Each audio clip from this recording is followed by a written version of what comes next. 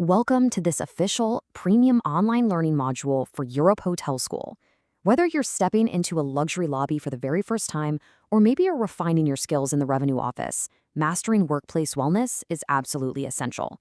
In today's explainer, we're going to equip you to handle a really critical aspect of hotel management, which is balancing those strict legal obligations with genuine human care. Hello and welcome. I am a hotel AI expert with extensive experience in modern hospitality operations and performance support. I am pleased to welcome all students of Europe Hotel School to your online learning journey. We look forward to supporting your professional growth in the hospitality industry. All right, so let's quickly run through our roadmap for this explainer. We're going to kick things off with hospitality wellness, move right into immediate incident response, cover reporting and documentation, and then discuss managing workplace illness. From there, we'll look at return to work strategies and finally building a care culture. Let's jump straight into Section 1. Welcome to Hospitality Wellness, Balancing Compliance and Care. You know, as future leaders, you're going to invest heavily in safety training. But let's be real, in a fast-paced hotel, incidents are still gonna happen. It's just the nature of the business. You're constantly bridging two worlds here. On one side, you have the completely non-negotiable requirements of labor law, and on the other, you have the human element, which reflects your hotel's core values. Here at Europe Hotel School London, we teach that you aren't just checking off legal boxes. You're actively demonstrating a real commitment to your team's well-being. Moving right along to Section 2, Immediate Incident Response. The critical first steps. Picture this. A crisis hits. Maybe it's a slip in a busy kitchen or a fall out on the loading dock. The whole environment shifts rapidly. In those first few moments, calm action is literally everything. You've got to ensure immediate first aid is available, get them prompt medical attention, and strictly follow your emergency procedures. Why? Because a delayed response doesn't just make the physical harm worse, it dramatically increases your hotel's legal liability. Next up is Section 3, Reporting and Documentation, Securing the Record. Okay, so once the physical situation is totally stabilized, your focus has to shift over to administrative accuracy. Securing the record is vital. You have to log all injuries accurately, and for the serious cases, notify the relevant authorities. But listen, this is way more than just paperwork. Think about it. If 3 people slip in the exact same hallway within a month, your records are highlighting a pattern that demands immediate corrective action. Plus, transparent reporting builds real organizational trust. It shows your staff, without a doubt, that their safety is your top priority.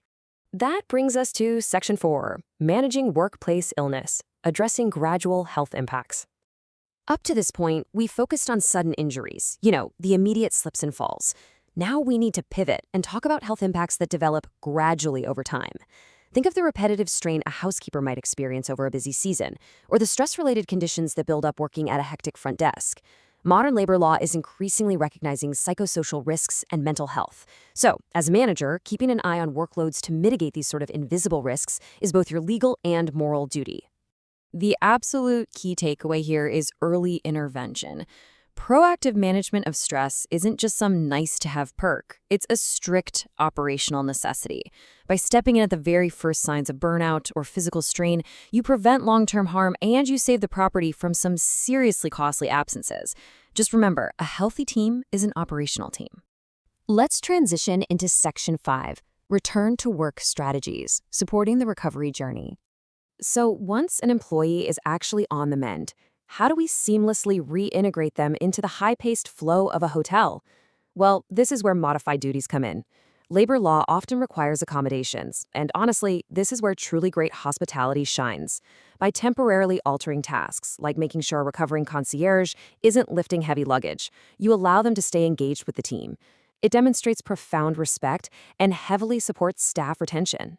However, we have to remember that workplace wellness is a two-way street. Employees have responsibilities too. They need to report incidents promptly, cooperate with medical assessments, and stick to their return-to-work plans. And to make sure this partnership actually works, labor laws strictly protect employees from any kind of retaliation.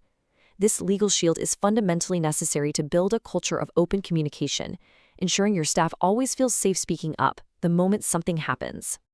And finally, we arrive at Section 6, Building a Care Culture. Defining the employer brand.